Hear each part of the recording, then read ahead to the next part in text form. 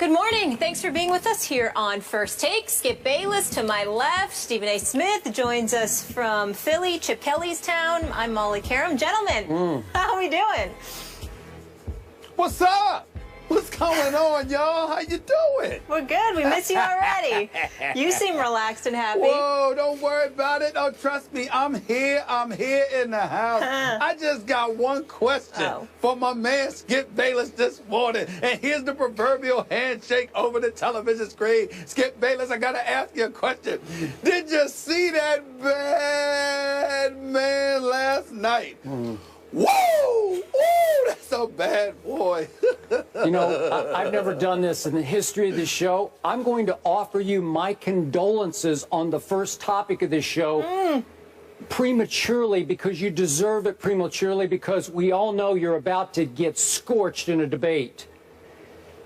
Oh, whatever. Yeah. Whatever. By the way, the suits with the white shirt is looking pretty fly right now. Molly, you always look great. Thank you. Skip, you know. You look good today. You can butter me up. You know what's coming, but I appreciate that. Somebody's hyped today. Yeah. No.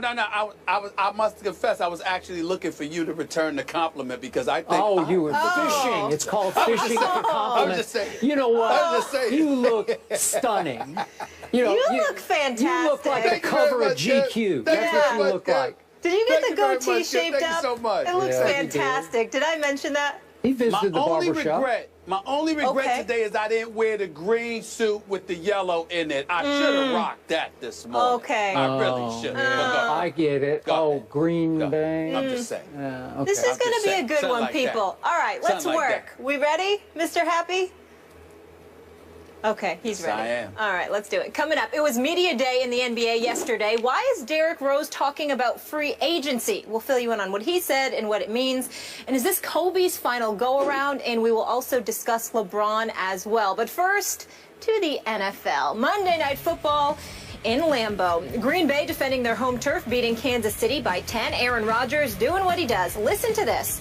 The man has not thrown an interception in his last 16 regular season home games, 486 pass attempts with 0 picks. He threw 5 TDs last night, 3 to Randall Cobb, 1 to that rookie Ty Montgomery, and 1 to the newly reacquired James Jones.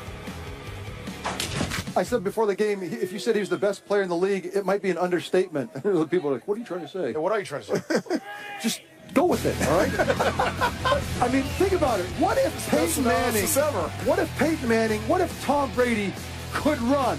What if they could move? What if they could buy time? What if they could go sideline to sideline? You're watching what that would be like. You're seeing Aaron Rodgers with the mastery in the pocket, but then have the movement to go all over the field. Oh, Skip, Monday Night Football action. Is Aaron Rodgers the best quarterback in the NFL? Wait, is the question, did that prove? Did last night prove? Did that prove it to you? Yes, it's Okay. Are we really asking this question on the great show that is First Take? Because it's so beneath our dignity to ask such an outrageously out-of-bounds question. That last night proved that Aaron Rodgers is the best quarterback in pro football, when last night Aaron Rodgers had his way with a decimated Kansas City Chiefs secondary at home, where he is virtually invincible unless my Cowboys play there. And by the way, they will play there again, I think twice this year, but that's a whole nother issue. But we're talking about what Aaron Rodgers did, dinking and dunking against the absolutely decimated Kansas City Chiefs secondary, down to Marcus Cooper starting at one of the cornerbacks, who probably, God bless the kid. I think he's from Bloomfield, Connecticut, by the way. Great place, Bloomfield. Yeah, shout out to Connecticut. But yeah, Rutgers and all that. But I'm not even sure he should have been on the field last night. And Aaron Rodgers victimized him again and again and again. And he starts off with a bombs away pass of 8 yards to the kid from Stanford, that Ty Montgomery. And then he goes, check this out, Stephen A. He goes pick play to Randall Cobb for a 3-yard touchdown. Pick play to Randall Cobb for a 4-yard touchdown. Pick play to Randall Cobb for another 4-yard touchdown. These are euphemistically called rub routes. They're just little goal line pick plays. They're candy from a baby when you're playing the Kansas City Chiefs. And the one bombs away play of 27 yards to James Jones came on a cheap offsides penalty play where the Chiefs virtually stopped playing and everybody's looking at each other. And it's a free, cheap play for Aaron Rodgers to throw it to James Jones, who's basically not covered in the end zone. Easy touchdown. And you're trying to tell me that what he did last night would suddenly usurp the great Tom Brady, who should be insulted. We're even asking this question after this sensational start that he's had to this NFL season. I'm not sure any quarterbacks ever had a greater start to a season than Tom Brady has had so far. He did it to the Pittsburgh defense, which is showing me a lot this year. He torched the Pittsburgh defense. Remember that on Thursday Night Football? Tom Brady went to Buffalo with a high degree of difficulty against a Rex Ryan, who has been his nemesis, and he goes for 466 yards and 3 touchdowns in that game, and you're saying Aaron Rodgers is the best quarterback in pro football? I won't even talk about what Tom Brady did to Jacksonville, but he goes 33 of 42 with 2 more touchdowns, and he has now gone the most attempts through the first 3 games in NFL history without an interception. The great Tom Brady, who is 21-8 in the postseason, and last seen in the postseason, do I remember Aaron Rodgers stinking up the second half at Seattle in ways very few great quarterbacks have ever stunk up a second half, as they blew a 16-0 lead halfway through the third quarter? Are we talking about that Aaron Rodgers? Meanwhile, that was against the great Seattle Legion of Boom defense, which then went on to the Super Bowl, and in the fourth quarter got absolutely scorched by Tom Brady, who went 13 for 15 for 124 yards just in the fourth quarter and 2 touchdowns, as he was the Super Bowl MVP. Are you kidding me? Aaron Rodgers is 6-5 in the postseason. I'm not finished. It's your question. I'm going to answer it. Let me finish. I'm waiting for me to get to it. Aaron Rodgers is 6-5 in the postseason, and by the way, he's 2-4 since he last won that lonely Super Bowl long ago. 2-4, and you're bringing me that a game on Monday night at home against the Chiefs suddenly vaults him into best quarterback status in the NFL? Just stop it. Molly, we could go on to the next topic because you don't even deserve to answer this question.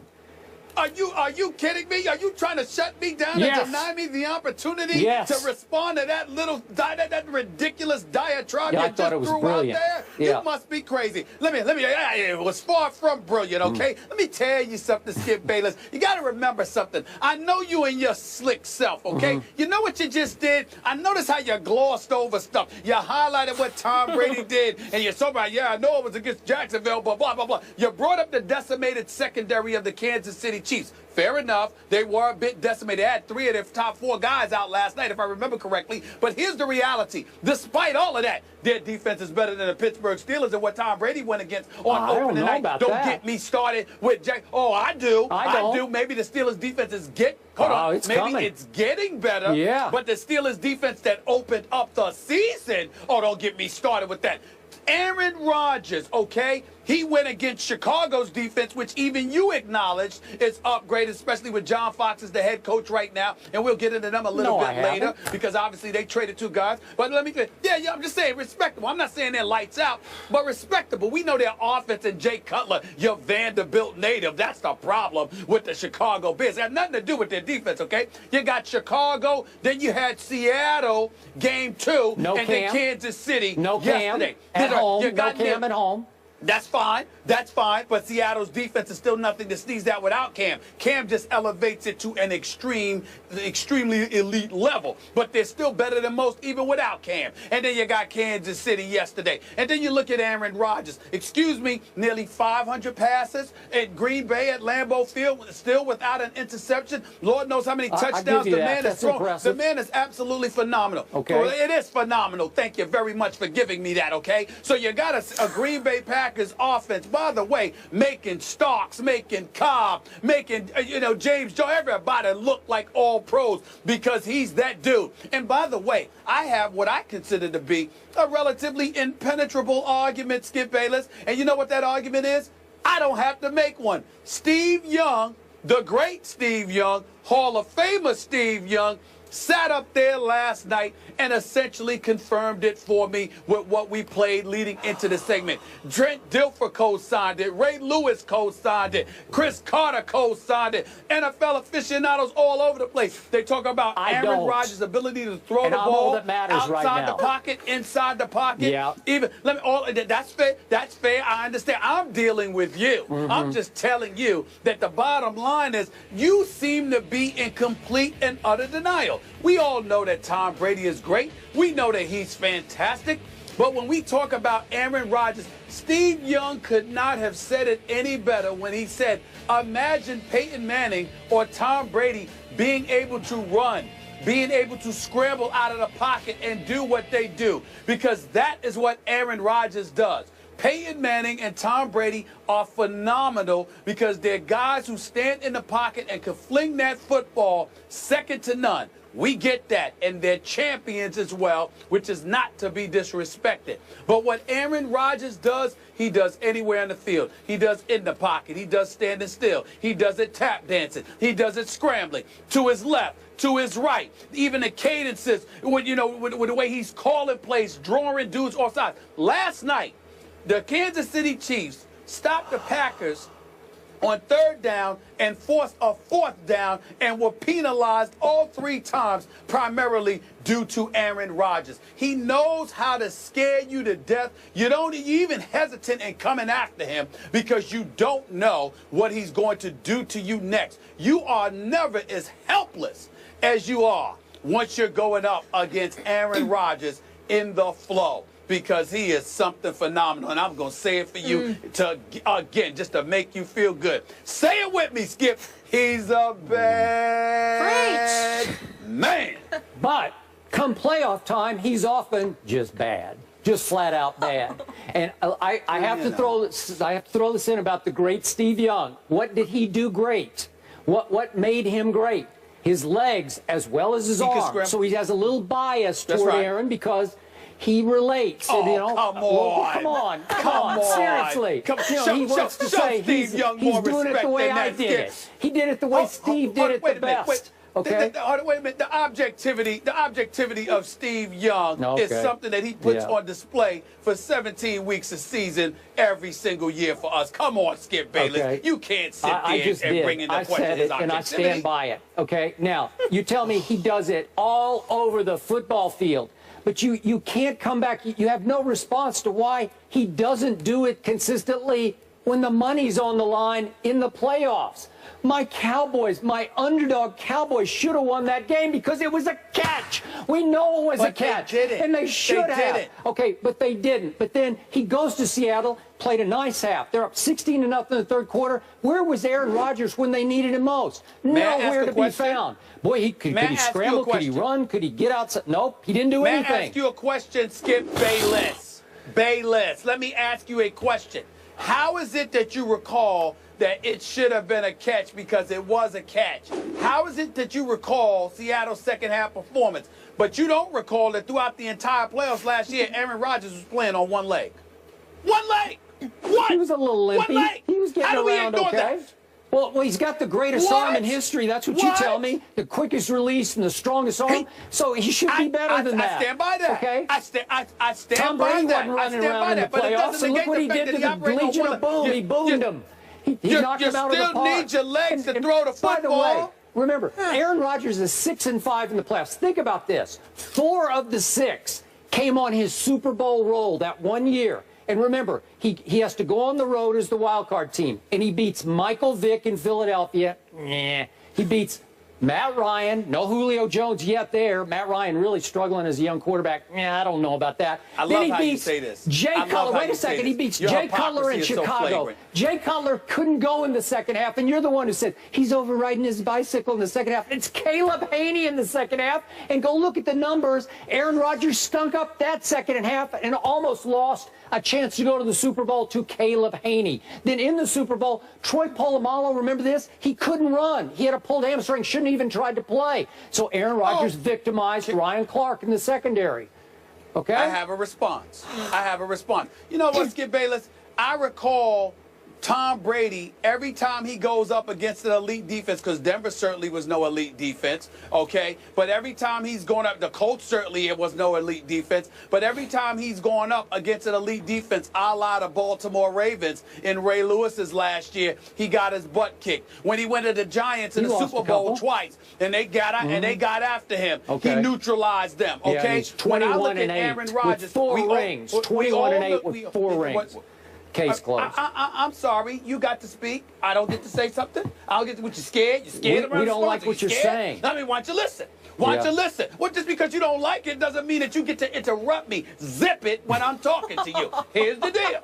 When Aaron Rodgers goes up against elite defenses, and I'm sorry, Tom Brady goes up against elite defenses, he has tended to not show up. Now, he did win the Super Bowl last year against Seattle. But, again, you want to bring up stuff. I saw Cam Chancellor hurt. I saw Richard Sherman hurt. I saw Earl Thomas hurt. But you want to bypass that. You want to ignore the fact that he got beat up by the Baltimore Ravens when they were healthy and they were elite. You want to ignore and attribute it to luck as to why the New York Giants beat them twice in the Super Bowl. It was when the you luckiest sat up play there in Super Bowl history. Did Tom Brady, hold on, Tom Brady not laugh? Not laugh at the thought of him being held to just 17 points, and he was held to 14 points. But you ignore that. But you want to bring up everything about Aaron Rodgers, whose defense has always been suspect in Green Bay. He's a bad boy. Somewhere along the lines, you're going to learn to accept this reality. Eventually, Aaron Rodgers is a bad somehow, some way. Tom Brady.